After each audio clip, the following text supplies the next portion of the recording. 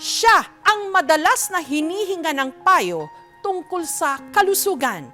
Kaya marami na lang ang nagulat nung siya mismo pala may pinagdadaanang krisis, stage 4 sarcoma cancer. Si Dr. Willie Ong, kamusta na? Magandang araw po. Maganda po topic natin, ha? Hindi mo na kailangang pumila sa kanyang klinika dahil ang kanyang kaalaman at payong medikal ibinibigay niya ng libre online. 95 or more ng sakit maiiwasan. 6 na bagay lang susundin natin. Tignan natin, ha? Naging takbuhan ng milyon-milyon niyang followers para sa kanyang practical health tips. Kasi yung utak natin, pag positive ang attitude natin, mas gagaling tayo. Gawin mo lang kung ano pa kaya ng katawan. Don't let sickness poison your mind. Siya ang binansagang doktor ng bayan, ang doctor turned social media influencer na si Doc Willie Ong. Share po natin sa ating kababayan para makatulong. Una ko siyang nakapanayam taong 2020 sa kasagsagan ng pandemya.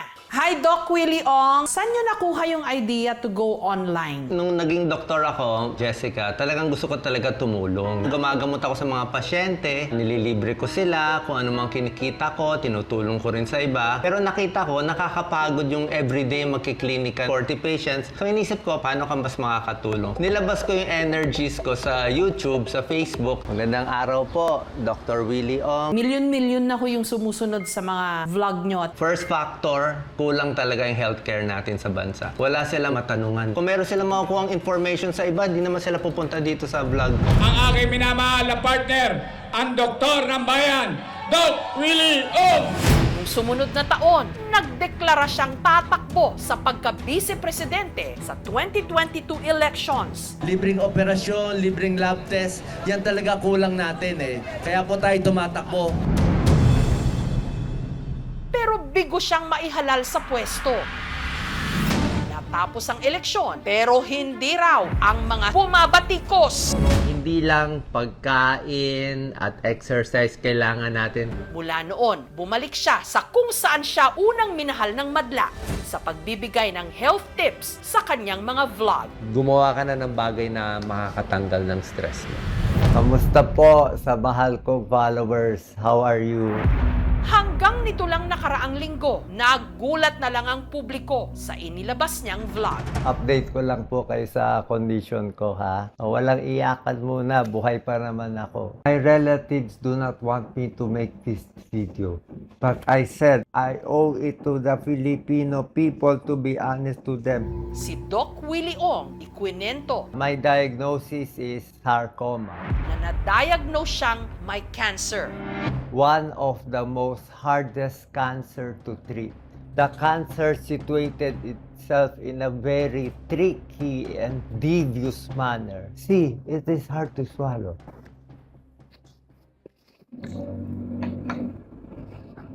Ayaw pumasok.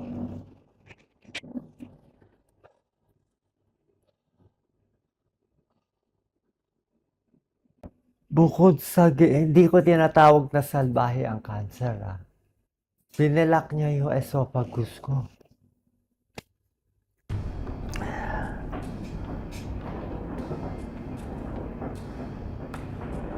I need more oxygen.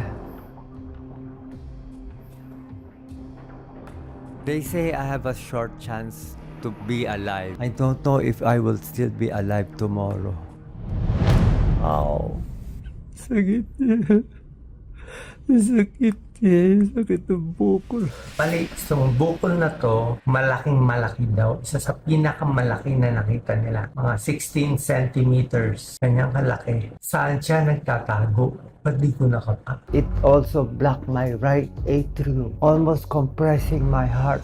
Naglabas din siya ng kanyang sama ng loob. Anya, ang kanya raw sakit malamang nakuha niya sa stress na inabot niya sa nagdaang eleksyon. Pagkatapos ng eleksyon, May 2022, okay naman ako. Wala naman ako nararamdaman. Although, ang feeling mo lang, lagi lang may mabigat. Pero napansin ko na mga 2023 na, mga April, medyo hirap na ako mag-medical mission. May hingal, may pagod, paglulun ko parang ayaw na. Ini-expect ko, ano lang to, aging. 60th birthday, senior ako. Wala pa ako gano'n naramdaman. May ultrasound pa ako ng tiyan noon. 1 year ago, okay naman. Blood test, okay naman. Tagal na ako masakit ang likod. Pero this time, biglang may masakit banda dito sa taas. Ang back pain ko dito lang sa baba. Ito kasi lumubog eh. Ito, sumobra sakit ang likod ko. Tsaka iba pang symptoms ko, yung tiyan ko lumalaki. Akyat mo ako.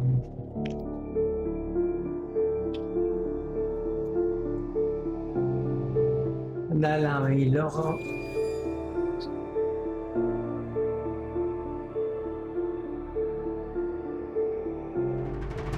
Hi, Doc. Oh, Jessica, papakita ko Ay, sige po. Can you see me? Oho. It's good to see you. I'm Gwapo having pa rin ho haircut. kayo. Kahit walang hair. Gwapo I cannot pa rin ho hear kayo. you. Nitong Webes, sa pamagitan ng video call, kinamusta ko si Doc Willie Ong, nakasalukuyang nagpapagamot sa Singapore. I'm having the haircut. Gwapo pa rin ho kayo, kahit wala ho kayong buhok. Kayo pa rin yung kilala naming Dr. Willie Ong. Kala ko nagsasabi ka lang ng totoo, Jessica. De, totoo po yun. Di ho ako nang bubola, Doc. And it's good to see you po. Tsaka pinili ko wag mag-wig para makita nila yung tunay. Done already. Oh my God. Can you turn around so they can see me 360 degrees, Mark? Okay lang po, Doc. We can wait. Okay lang po. Oh, my last year. Thank you, Opo. Jim. Welcome. Oh, God. Oh, God. Yeah.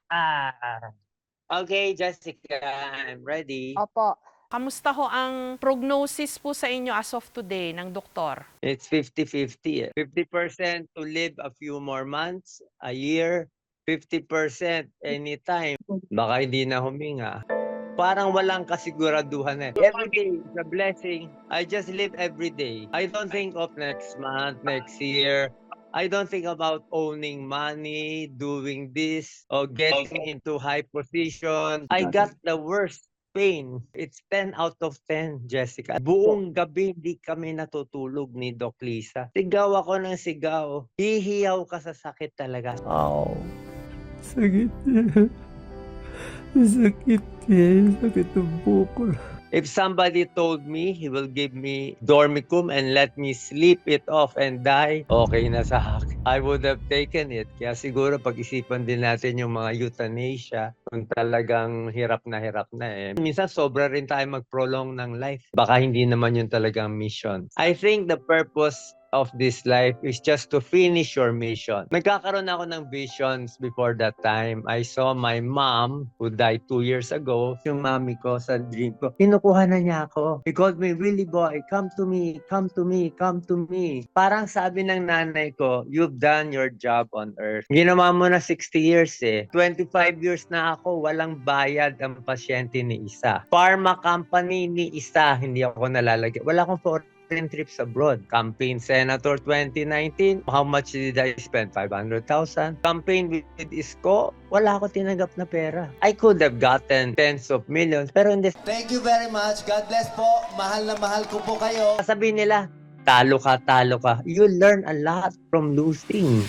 May sakit na nga't nahihirapan. Hindi pa rin daw maiwasang maisip ni Doc Willie. Gusto ko tulungan yung nasa probinsya, yung mga mahihirap. Ang pinagdadaanan ng mga kapuspalad nating kababayan na may sakit at sana raw maisip ng mga nasa politika na ang dapat nilang inuuna, bayan at hindi sarili. Alam mo, nagigilty talaga ako dito Jessica. Bakit po? Dapat mamamatay na ako sa Philippines. I was sure I would be dead in 3 to 4 days. Kasi ang bagal ng healthcare natin. Grabe. Yung biopsy result, I have to wait 1 to 2 weeks. Dito, biopsy nila, half day, nandyan na. Ito mga butas to ng mga biopsy. biopsy 1, biopsy 2. I need a PET scan. Ilan bang lugar sa atin may PET scan? Dito, in 1 hour, basado na. So when I was here, I was surprised that many politicians come here. Sabi ko, if the politicians are coming here, hindi ba kayo nahawa sa kababayan natin? Mayaman ka o mahirap, trap ka in the Philippines.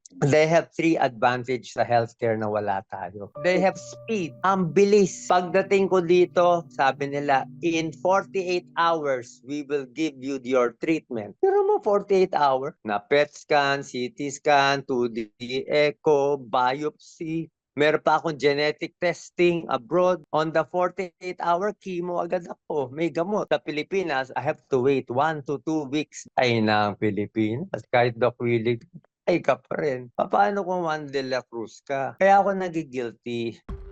Ang dumapong sarcoma cancer kay Doc Willie Ong, isang uri ng rare cancer, pambihira na nagde-develop sa mga buto at soft tissues ng ating katawan. Ang cancer ay maaaring manggaling sa genetic mutation, lalo na po kung marami ng mga kamag-anak na nagkaroon na rin ng cancer, na expose sa mga environmental factors katulad ng radiation, katulad ng exposure sa mga chemical. Wala pong kinalaman ito sa pagkain, basta lang siya nangyayari. Sa kaso niya, bunsod ng 2022 elections at mga negatibong comment o bashing sa kanya.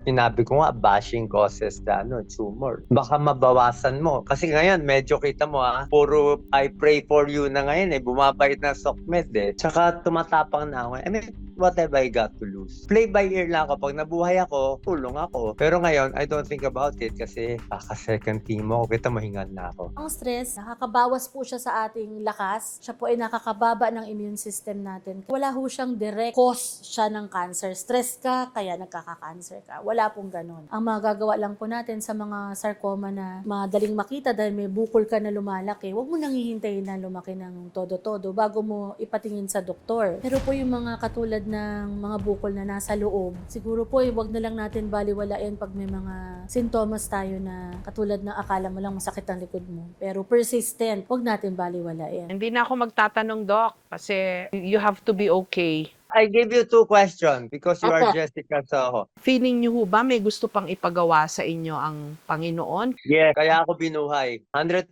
I'm sure. Pagbabati natin sila lahat. Ay kung tayo-tayong politiko nag-aaway, di wala. Ano pang tayo mo magawa ng healthcare, ng PhilHealth, ng wala ng oras. We are our own worst enemy. Kayo po, handa na po kung anong sabihin ng doktor, kung may pag-asa pa. Hindi na walang pag-asa, di tapos, that's it, pansit. Ang grade ko lalabas sa October 9, PET scan repeat. 3 lang ang sagot. Minsan maganda hindi na iniisip di ba? Sabihin mo na lang bad news. Pagdadasal po namin kayo, Doc, sana gumaling kayo kasi marami pa ho kaming mga nang hihingi ng tulong sa inyo, yung mga payong medikal.